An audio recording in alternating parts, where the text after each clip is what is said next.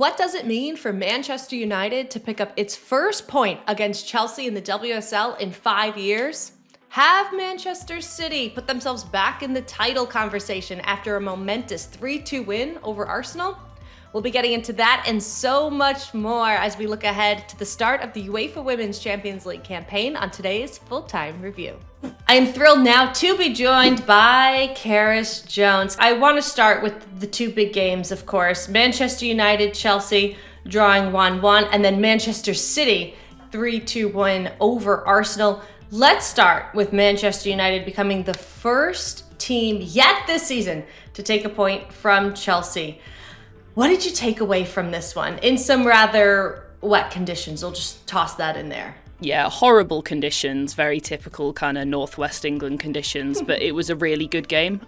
Both sides, I wouldn't describe it as a sort of cagey game between two top sides. Both sides really went for it, which is great, and I think you could tell that by how tired they looked at the end. Chelsea's scored the opener pretty early on, which was a really nice little back heel from, I think, Macario to set up Vika Captain, and then Manchester United equalised also in the first half, and then it remained scoreless for the second half. So a really kind of tight, tense game. I think both sides will probably feel that they could have won, but United will probably feel fortunate because Chelsea had quite a flurry of late chances, and there was some really, really good kind of last-ditch defending and last-ditch goalkeeping as well by Fallon Tullis-Joyce that really kept them in it. So a very kind of hard-fought point for both sides.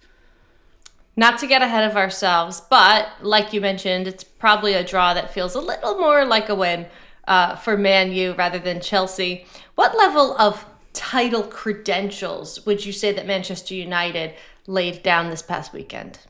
I think what was really interesting for me to see is in games against Chelsea in the past, United have felt quite defensive and maybe quite like played it a little bit more safe and a little bit more cagey, whether intentionally or not. And on Friday night, it felt like they really went for it. And even when they went behind, rather than try to sort of sit in and limit damage, they went after that equaliser even late on. They were more reserved when Chelsea started really knocking on the door, but they were still very much going for a winning goal. And I think the key point for me is we saw them draw with Arsenal the other week and now draw with Chelsea. Both very, very tight games, and I think games that last season or the season prior, they probably would have had a bit of a lapse in concentration at some point and lost that point and walked away with nothing. And that is so crucial to not be doing that if they want to compete in the title race. I think the problem now is just how long they can hold that out for with the lack of depth that they have, because some of the players looked exhausted at the end of that match. Let's shift gears now to Chelsea. Like I mentioned, dropping points for the first time this season, but still top of the table.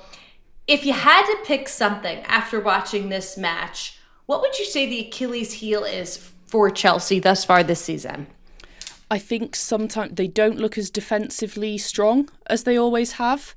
Part of that, I think, is they try to set up in a very kind of forward-thinking way. It's something that Sonia Bompastor has spoken about before. I think some Chelsea fans have been concerned about, seeing a sort of back five on the team sheet and perceiving that as too negative. And when I put that to her, she was very sort of quick to correct me that she sees that as a back three, which I think is very fair. When you look at if your wing back is Alyssa Thompson, then that's not ultimately a very defensive setup. So yeah, she's like setting the team up in quite an attacking way. I think the Achilles heel is just sort of if they go a bit too far forward and if they take that risk and are susceptible to a team that can hit on the counter, then that's more difficult. I think especially because in the back line at the minute, they're not as quick as they could be. They're not as reactive as they could be. But also I do think that we have a tendency to make kind of mountains out of molehills when it comes to Chelsea, because at the end of the day, they are still top. And for all this talk about a little bit of defensive weakness, they've still only conceded 3 goals in 5 games and they're still unbeaten. It's not worrying yet. I think if they start dropping points on a more regular basis, then it becomes worrying. But at the minute, that sort of firepower up front is just keeping them going above everyone else. Okay, let's move on now to Manchester City. They got a statement win, like I mentioned, knocking off Arsenal 3-2. And it's not just the scoreline in this one, Cerys, but how it happened. It's an 88th minute game winner from Iman Benny, her first goal for Manchester City. 19 years old. Cerys, you were a big fan of Benny at the Women's Euro 2025. A breakout star, you said, in the WSL come this season. How big was this moment for the 19-year-old? I think huge. I mean, so she has featured in, I think I'm right in saying, 4 of City's 5 WSL games so far, but she's only started 1 of them. So for her to prove that she can kind of make that difference off the bench is great. And I think also for a player that's so young, it's good to see her kind of being like protected and eased in. I'm sure she'll want to be on the pitch as much as she can, but to kind of give her that little bit more time to adjust to the league without overloading her is really good. I think I've touched on as well before on the pod, like she's so versatile. That goal came from the right wing, but she can play more centrally, she can play further back. So she's got such a sort of array of talents, and it's really interesting to see how City are going to get the best out of her. What else impressed you about this side over the weekend? Yeah, I think it felt to me like a lot of City's problems last season were sort of needing a clean slate. They had injuries to a lot of key players. There was discussion around the manager's job, Gareth Taylor, and it felt like they really needed a bit of a fresh start. They still have some kind of key people out, like Lauren Hemp is injured at the moment, Mary Fowler still out injured, but Khadija Shaw coming back is huge for them. Alex Greenwood also back. I think Shaw really just provides that focal point up top who will bully her way through a defence and find you a goal. And she was, again, really impressive, as she always is. I think what also impressed me is it felt like City had some different angles to their attack. Like, as important as Shaw was, it wasn't a give the ball to her and hope. They sort of have really nice attacking fullbacks, particularly Kirsten Kasperai, I thought was excellent again. So, yeah, they've got a good kind of variety in where their goals are coming from.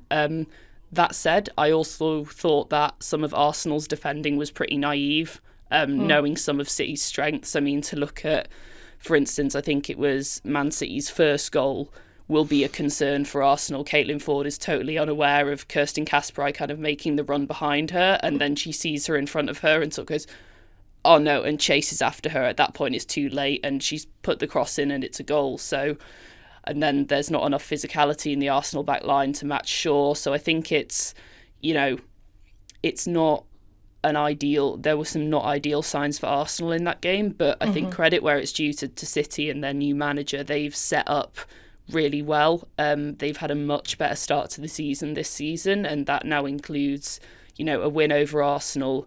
I think that was really important because had they drawn or lost that game after losing to Manchester City, particularly if they'd lost to Arsenal, all of a sudden they've lost to 2 of their 3 main rivals for the Champions League and the title. And that's just what comes with the Women's Super League season being so short, is these games between the traditional top 4 sides are so precious, and points dropped can really come back to bite you, which I think Arsenal might find out.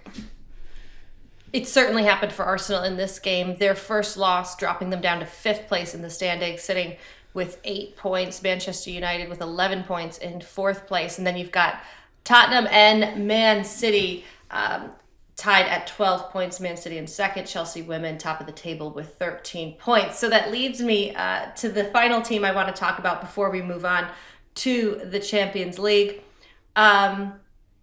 What are some of the other big storylines, Cerys, that people should know? I think we really need to look at Tottenham. So I think that, you know, it's very easy, and I've referred for a reason to kind of the traditional top 4 in that sort of, in that section just there, because at the minute, of course,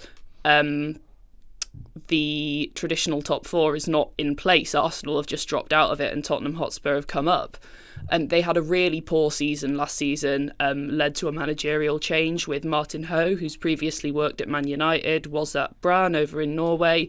He's come in, and I remember speaking to him in a press conference before his first WSL game of the season and asking him, what should people who don't know you expect from your Tottenham side? And he said, passion, desire, commitment, being aggressive, being energetic, being on the front foot, being direct, and giving players kind of the ability to express themselves. And that's a sort of very nice thing to hear in a press conference, but you never know if it's going to come through on the pitch. And I think it really has for Spurs so far. It's particularly impressive considering that they didn't really have a huge transfer window. The main signing was bringing in Katinka Tandberg, which I think was very late in the window, and she's been great so far up top. She looks really sharp, an exciting player, doesn't mind kind of taking on risky goals, and she scored some gorgeous goals. So yeah, I think Spurs really deserve a lot of credit, and Martin Ho deserves a lot of credit for their start to the season. The question now is sort of shoring up their defence, because the massive blot on their record is a 5-1 loss to Manchester City, where they just looked really disorganised at the back, and really kind of were outplayed and outmuscled. So that sort of defensive solidity is really the test for them now. But I think they've conceded 6 goals so far, and those five of those were in that one game. So other than that, they've been very good. They've been very solid. The question is just kind of keeping up that consistency now, especially as they go into their fixtures. They've got Chelsea on Sunday, which will be significantly harder for them. They then have Liverpool and London City and then Arsenal. So they've got, Chelsea and Arsenal, 2 really tough fixtures. And London City are starting to find their feet. Liverpool, perhaps not so much. So more or less quite the schedule ahead, but there's a schedule also that I want to talk to, Cerys, and that is the UEFA Women's Champions League. Let's pivot over to that. That campaign will get underway on Tuesday. There is a new format for the competition. Can you give us the 101 this year for the UEFA Women's Champions League? Yeah, okay, so what listeners might be used to is this sort of group format of a few groups of 4. The top 2 in each group go through, and each team plays the 3 other teams in their group twice, home and away. Effectively, now teams no longer play 3 opponents home and away. They will play 6 different opponents. They'll still have 3 home fixtures, 3 away fixtures. But instead of it being in a group, everyone is combined together in one big league table. Normal scoring, so 3 points for a win, 1 for a draw, none for a loss. The top 4 in that league table will go straight through. 5th to 12th will have a 2-legged knockout playoff, and the bottom 6 go out. So effectively what this format should mean is there's just more variety in who each team is facing, so you don't get this sort of thing of being able to scout a team out in your first leg against them before you go and play them again. Like, everyone is coming into these clashes playing 6 different opponents, and the way that the pots have been kind of seeded for the draw, not to get too technical, but it was so that technically everyone should face, a few of the strongest teams and a few of the weakest teams, which has meant there's some great ties that we probably wouldn't see in the normal group format. So Arsenal start against Lyon, Chelsea have Barcelona. Both of those were semi-finals in last year's competition, right? So some really great ties to look forward to much earlier in the competition. For those who watched the Men's Champions League, which finished on May 31st of this past year, it's quite similar, but on a smaller scale. And I know there was some skepticism of what is the league phase, the knockout phase. But all things considered, I think fans tended to be happy with the chaos that ensued off the top. So I'm really looking forward to that now in the women's format. Big picture, who of the usual suspects, Cerys, should we expect to be contending this Champions League season? I think despite all of the noise around Barcelona, they have to be in there, despite the kind of player departures and their financial situation, perhaps. You look at their results and you wouldn't really know that much has changed. So I think they definitely have to go in. Lyon, I think, have been very good this season so far, so they have to go in the pot as well. Chelsea, I think, will be up there. I think their squad depth is one of the best in the competition, and that really gives them such an edge in terms of being able to compete over the full season rather than burning out early on. And then I think the rest, it's really anyone's guess. It's quite difficult to call what happens to Arsenal at the moment. They're obviously the holders, but they are not in great form. I think their match, which is on Tuesday night against Lyon, will be a really big test for them. If they win that, it's a huge statement that kind of, despite all the noise, despite all the scepticism around their domestic form, they're really able to block that out and record a kind of statement victory. If they don't, is there a danger that kind of the wheels start falling off, or will they have kind of the mentality to bounce back from that, like they bounced back against Real Madrid and against Lyon last year? So it's interesting to see where Arsenal will finish, but I think in terms of kind of usual suspects, Chelsea, Barca and Lyon would be the ones I would look at. Okay, we're not going to hold you to it, come a few months from now, but I'd love to know, because you got your finger on the pulse, who is the Cerys Jones dark horse of this Champions League season?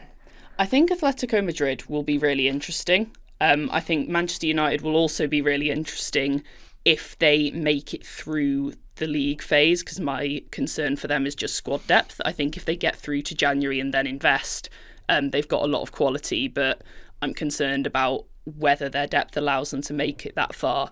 But Atletico, they've been away from the competition for quite a few years. They're now coming back and they've got a kind of really young, exciting team. Some really exciting attackers like Luani, who's 22. So far, 6 matches into the league. She's got 3 goals and 3 assists. She also scored in both legs of their playoff to get into the league phase. So she's proven how important she can be. So yeah, I think they'd be my 2 teams to watch out for as kind of dark horses. And I think the good thing about this format is that it allows for more upsets, because you have teams who've not had the opportunity to kind of scope each other out before. It's their first time meeting, and that allows for a lot more surprises and a lot more twists. In terms of individual performances, who do you think can really maybe make a name for themselves this year in the Champions League? Yeah, I think Olivia Smith at Arsenal is definitely someone who, I'm sure that competing in Europe will be a massive factor in her decision to leave Liverpool and go to Arsenal. I doubt anyone will argue with that, and I think that she has that quality and that kind of physicality and robustness to be able to really make a name for herself. I think also, there's a couple of Atletico's players. Benitez is another one, Fiamma Benitez, who I'm really interested to watch out for. I think also Lena Oberdorf is someone who has not been able to feature for Bayern Munich last season after suffering that really horrible knee injury. Now, she's not a stranger to the Champions League, but she's not been able to play in it for her new club, so I have no doubt that she'll be on a real mission to try and drive Bayern through the league stage, and it'll be great for everyone to see her back out there.